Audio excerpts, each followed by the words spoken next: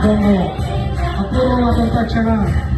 ನಮ್ಮ ಜೀವಿತಾವಧಿಯಲ್ಲಿ ನಾವು ಶಿಕ್ಷಣವನ್ನು ಕಲಿತ ಗುರುಗಳಿಗೆ ತುಂಬು ಹೃದಯದ ವೇದಿಕೆಯ ಮೇಲೆ ಆಸೀನರಾಗಲು ತುಂಬು ಹೃದಯದ ಒಪ್ಪಿಗೆಯನ್ನು ನಾವು ಕೋರ್ತಾ ಇದ್ದೇವೆ.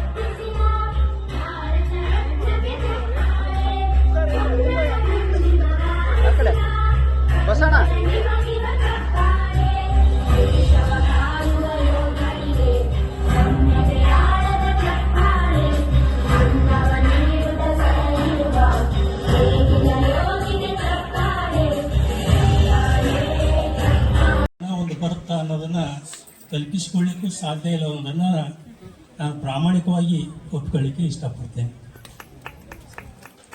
ಇಲ್ಲಿ ನೀವೆಲ್ಲ ನಮಗೆ ತೋರಿಸ್ತಕ್ಕಂಥ ಪ್ರೀತಿ, ಈ ಸಮಾರಂಭ ನೋಡಿದ್ರೆ ಬಹುಶಃ ಹಬ್ಬ ಅಂದರೆ ಏನು ಅಂತ ನಾವು ಇಲ್ಲಿವರೆಗೆ ಏನು ತಿಳ್ಕೊಂಡಿದ್ವಿ, ಅದಕ್ಕಿಂತ ವಿಶಿಷ್ಟವಾದ ಮತ್ತು ಶ್ರೇಷ್ಠವಾದ ಹಬ್ಬ ಮತ್ತು ಬದುಕಿನಲ್ಲಿ ಚಿರಕಾಲ ಎಲ್ಲಿವರೆಗೆ ಅಂತಂದ್ರೆ I carry this memory till my grave ಅಂತಂದು. ಆ ರೀತಿಯಲ್ಲಿ ನೀವು ಎಷ್ಟು ಅದ್ಭುತವಾಗಿ ಈ ಕಾರ್ಯಕ್ರಮವನ್ನು ಯೋಜನೆ ಮಾಡಿದ್ದೀರಿ. ಪ್ರೀತಿ ಅದು ವಿಶ್ವ ಭಾಷೆ. ಪ್ರೀತಿ ಇಲ್ಲದ ಭೂಮಿ ಅಂದರೆ ಅದು ಒಂದು ದೊಡ್ಡ ಗೋರಿನೇ ಹೌದು. ಅಷ್ಟೊಂದು ಗೌರವದ ಜೊತೆಗೇನೆ ಪ್ರೀತಿ. ಗೌರವಕ್ಕೆ ಬೆಲೆ ಬರೋದೇ ಪ್ರೀತಿಯಿಂದ. ಗೌರವ ಇರುವಲ್ಲಿ, ಗೌರವ ನಾವು ಕೊಡುವುದರಲ್ಲಿ ಪ್ರೀತಿ ಇರಲಿಕ್ಕಿಲ್ಲ. ಆದರೆ ಪ್ರೀತಿ ಇದ್ದಲ್ಲಿ ಮಾತ್ರ ಖಂಡಿತವಾಗಿಯೂ ಗೌರವ ಇರುತ್ತೆ. ಅಧಿಕಾರಿಗೆ ನಾವು ಗೌರವ ತೋರಿಸ್ತೇವೆ, ಪ್ರೀತಿ ಎಷ್ಟರ ಮಟ್ಟಿಗೆ ಅನ್ನೋದು ನಮ್ಮ ಅಂತರಾತ್ಮಕ್ಕೆ ಗೊತ್ತು.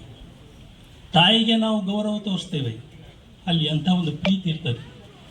ಅಂಥದ್ದು ಇದನ್ನು ನೋಡಿದ್ರೆ ನನಗೇನು ಅನ್ನಿಸ್ತು ಅಂತಂದರೆ, ಮುಂದೆ ಜನ್ಮಾಂತರಕ್ಕೂ ಗವಿಸಿದ್ದೇಶ್ವರ ನಮಗೆ ಯಾವ ಹುದ್ದೆಗಳು ಬೇಡ, ಯಾವ ವೃತ್ತಿಗಳು ಬೇಡ, ಯಾವ ಇಲಾಖೆಗಳು ಬೇಡ, ಶ್ರೀ ಗವಿಸಿದ್ದೇಶ್ವರ ಪ್ರೌಢಶಾಲೆಯಲ್ಲಿ ಶಿಕ್ಷಕನಾಗಿ ಕೆಲಸ ಮಾಡುವಂಥ ಒಂದು ಪುಣ್ಯದ ಅವಕಾಶವನ್ನು ನನಗೆ ಕೊಡುವಂಥದ್ದು ಹೇಳಬೇಕನ್ನಿಸ್ತದೆ. ಅದು ಮೊದಲಿಗೆ ನನಗೆ ಹಂಗೆ ಅನ್ನಿಸ್ತು. ಆದರೆ ಇಲ್ಲಿ ಸತೀಶ್ ಜೋಶಿಯವರಾಗಲಿ, ಶರಣಯ್ಯರವರಾಗಲಿ ಮತ್ತು ಎಲ್ಲರೂ ನೀವೆಲ್ಲ ಮಾತನಾಡ್ತಕ್ಕಂಥ ಪ್ರೌಢಿಮೆ, ಕಾರ್ಯಕ್ರಮ ನಡೆಸ್ತಕ್ಕಂಥ ರೀತಿ, ಜೊತೆಗೆ ಕುಮಾರಿ ಅನಘ ಶಿರವವಾಗಿ ಶರಣು ಗುರುವೆ ಶಿರವವಾಗಿ ಚರಣಧೂಳಿ ಪದತಲದಲ್ಲಿ ಅಂತಂದು ಎಷ್ಟು ಇಂಪಾಗಿ ಅರ್ಥಪೂರ್ಣವಾಗಿ ಆ ಮಗು ಪ್ರಾರ್ಥನೆ ಹಾಡ್ತೀವಿ ಅಂತಂದು. ಪ್ರಾರ್ಥನೆ ಅಂತಂದ್ರೇ ಹಾಗೆ ಭಾವ. ಇಲ್ಲೇನು ವಿದ್ಯಾರ್ಥಿಗಳದಲ್ಲ, ಅವರಿಗೆ ನಾನು ವಿದ್ಯಾರ್ಥಿಯಾಗಿ ಅವರು ನನ್ನ ಶಿಕ್ಷಕರಾಗಬೇಕು ಅನ್ನುವಂಥ ಭಾಳ ಚಂದ ಮಾತಾಡಿದರು. ಶರಣಯ್ಯನವರು ಕ್ಷಮೆ ಕೇಳೋ ಅವಶ್ಯಕತೆಯೇ ಇರಲಿಲ್ಲ. ಸತೀಶ್ ಅವರು ಕೂಡ ಅದೇ ರೀತಿ. ಪ್ರತಿಯೊಬ್ಬರು ಈ ವೇದಿಕೆಗೆ ಬಂದವರು ಇಲ್ಲಿವರೆಗೂ, ಇನ್ನೂ ಬರಲಾರ್ದ ಇನ್ನೂ ಎಷ್ಟು. ಯಾಕಂದ್ರೆ ಸಮುದ್ರದ ಮೇಲಿನ ಅಲೆಗಳು ನಮಗೆ ಕಾಣ್ತವೆ, ಸಮುದ್ರದ ಆಳದ ರತ್ನಗಳು ನಮಗೆ ಕಾಣಂಗಿಲ್ಲ. ಅವನು ಕಾಣಬೇಕಾದ್ರೆ ಆಳಕ್ಕನ ಹೋಗ್ಬೇಕು. ನಾವು ಭಾಳ ದಂಡಿ ಮೇಲೆ ಅಡ್ಡಾಡಿದ್ರೆ ಬರೀ ಉಸುಗಷ್ಟೇ ಸಿಗುತ್ತೆ ಅಷ್ಟೇ. ಆಳ ಬದುಕಿನ ನಿಜವಾದ ಏನಪ್ಪ ಸಾರ್ಥಕತೆ ಅದು. ಶರಣಯ್ಯ ಅವರು ಒಂದು ಕತೆ ಹೇಳಿದ್ರು, ಆನೆ, ಜಿಂಕೆ, ಮೊಲ. ನನಗಿವು 4 ನೆನಪಿಟ್ಕೊಂಡಿದ್ದ ನನ್ನ ದೊಡ್ಡ ಸ್ಥಿತಿ ಅಂತ ನಾನು ಅನ್ಕೊಂತೀನಿ. ಯಾಕಂದ್ರೆ ಇವತ್ತು ಮರವು ಅನ್ನೋದು ನಮ್ಮ ಬದುಕಿನ ಸಮಯ. ದಿವಸ ಸುಮಾರು 2-3 ತಾಸು ನಮ್ಮ ಚಾಳೀಸ್ ಹುಡ್ಕೋದ್ರಲ್ಲಿ, ಮೊಬೈಲ್ ಹುಡ್ಕೋದ್ರಲ್ಲಿ ಕಳಿತೀವಿ. ಈ ರೀತಿಯಾಗಿತ್ತು ನಮಗೆ.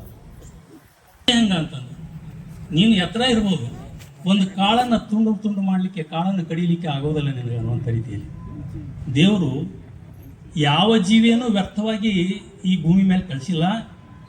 ಈ ಭೂಮಿ ಮೇಲೆ ಇದ್ದದ್ದು ಯಾವುದು ವ್ಯರ್ಥನೂ ಅಲ್ಲ.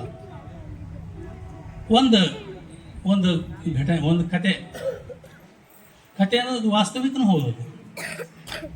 ಕೋಗಿಲೆ ನಿಮ್ಗೆ ಗೊತ್ತಿದೆ, ಕೋಗಿಲೆ ಇಂಪಾಗಿ ಹಾಡುವುದರಲ್ಲಿ ಅತ್ಯಂತ ಪ್ರಸಿದ್ಧವಾದದ್ದು.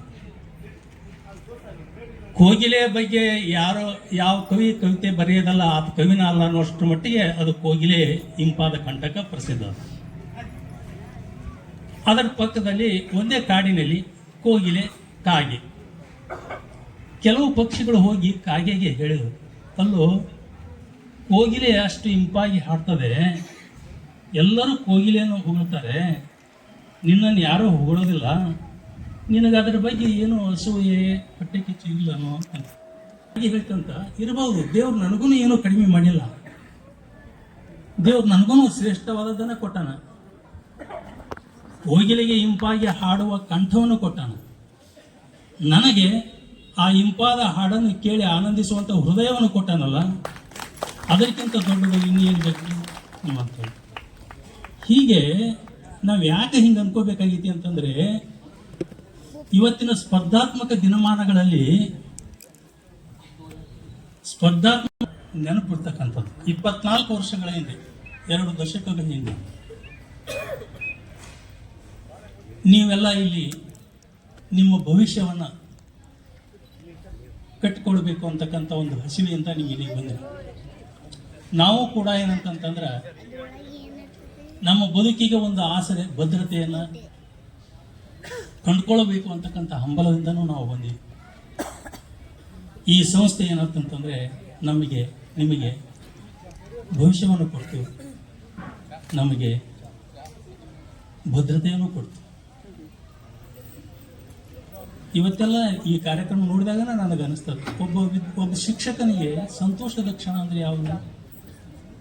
ಒಬ್ಬ ಶಿಕ್ಷಕನಿಗೆ ಸಂತೋಷದ ಕ್ಷಣ ಯಾವುದಪ್ಪ ಅಂತಂದರೆ, ಎಂದು ತನ್ನ ವಿದ್ಯಾರ್ಥಿ ತನಗಿಂತ ಎತ್ತರಕ್ಕೆ ಹೋಗ್ತಾನೆ, ಅವತ್ತು ಆತನ ಜೀವನದ ಒಂದು ಸಾರ್ಥಕ ಕ್ಷಣ ಅದು.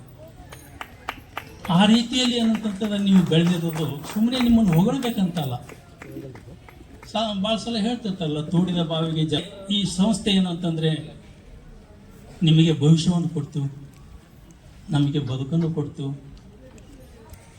ಚಿರಂತನವಾಗಿ ಇದು ಬೆಳಗ್ತಾ ಇರುವಂತಹ ಒಂದು ಸಂಸ್ಥೆ, ಇದು ಒಂದು ಪುಣ್ಯ ಸಂಸ್ಥೆ. ಇದು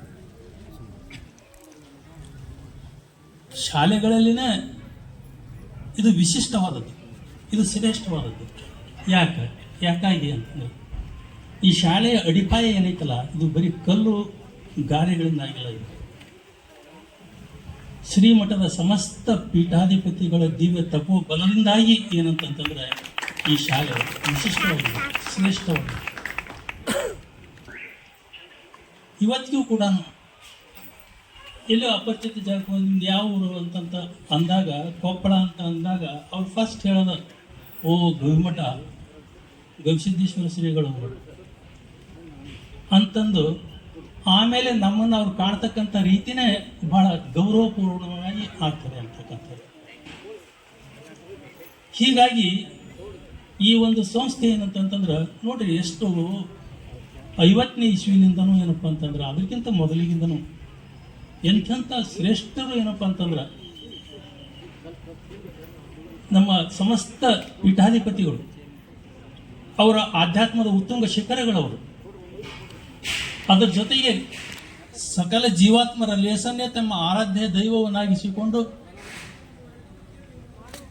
ತಮಗೆ ಗೊತ್ತಿದ್ದ ಮಾತಿದೆ, ಪೂಜ್ಯ ಲಿಂಗೈಕ್ಯ ಮರ್ಶಾಂತವೀರ ಮಹಾಸ್ವಾಮಿಗಳವರು ಬೇರೆ ಬೇರೆ ಊರಿಗೆ ದಮಣಿ ಗಾಡಿಯಲ್ಲಿ ಭಿಕ್ಷೆಗೆ ಹೋದ್ನಿ ಅಂತಂದ್ರೆ, ಅಲ್ಲಿ ಅವ್ರು ಕೇಳ್ತಾ ಇರೋದು ಕಾಳನ್ನಲ್ಲ, ನಿಮ್ಮ ಮಕ್ಕಳನ್ನು ಕಳಿಸ್ಕೊಡ್ರಿ ಅಂತಂದ್ರೆ. ಆಯುರ್ವೇದ,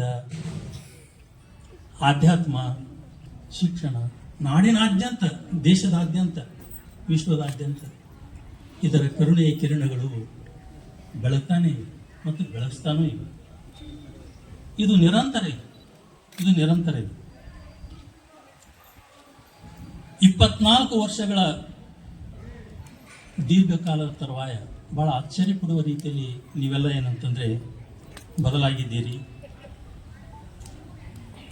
ಇದು ಇವತ್ತು ಆಶ್ಚರ್ಯಕರ ಅನ್ನುವಂಥ ರೀತಿಯಲ್ಲಿ ನಾವು ಪರಸ್ಪರ ಕೂಡಿದ್ದೇವೆ. ಇದು ಬಹಳ ವರ್ಷ ಚಿರಕಾಲ ನಮ್ಮ ನೆನಪಿನಲ್ಲಿ ಉಳಿತಕ್ಕಂಥ ಒಂದು ಸಂದರ್ಭವನ್ನು ನೀವು ಎಷ್ಟೊಂದು ಶ್ರಮ, ಎಷ್ಟೊಂದು ಸಹನೆಯಿಂದ ನೀವು ಇದನ್ನು ರೂಪಿಸಿದ್ದೀರಿ ಅನ್ನೋದಕ್ಕೆ. ಇದಕ್ಕೆ ಈ ಕಾರ್ಯಕ್ರಮದ ಹಿಂದೆ ಏನಂತಂದ್ರೆ ನಿಮ್ಮ ಹೃದಯ ಶ್ರೀಮಂತಿಕೆ ಐತಿ ಅನ್ನೋದನ್ನು ನಾನು ಹೇಳಲಿಕ್ಕೆ ಇಷ್ಟಪಡ್ತೇನೆ. ಇಂದು ನಾವು ಪೂರ್ಣವಾಗಿ ನಮ್ಮನ್ನು ಕಳೆದುಕೊಳ್ಳುವಂಥ ಒಂದು ತೀವ್ರ ಸೆಳವಿನ ಅವಸ್ಥೆಯಲ್ಲಿ ಇದ್ದೇವೆ. ಅಂಥದ್ರಲ್ಲಿಯೂ ಕೂಡ ನೀವು ಈ ಒಂದು ಪ್ರೀತಿ, ಒಂದು ಸೌಜನ್ಯ, ಒಂದು ವಿನಯ, ಇದನ್ನು ನಿಮ್ಮ ಪ್ರಾಣವಿಸಿದಂತೆ ಕಾಪಾಡಿಕೊಂಡು ಬಂದಿರಲ್ಲ. ನಿಜವಾಗಿಯೂ ನಿಮ್ಮೆಲ್ಲರಿಗೂ ಒಂದು ಕಾಲಕ್ಕೆ ನಾವು 4 ಅಕ್ಷರ ಕಲಿಸುವಂಥ ಒಂದು ಭಾಗ್ಯ ನಮ್ಮದಾಗಿತ್ತಲ್ಲ, ಅದು ನಮ್ಮ ಬದುಕಿನ ದೊಡ್ಡ ಅಕ್ಷರ.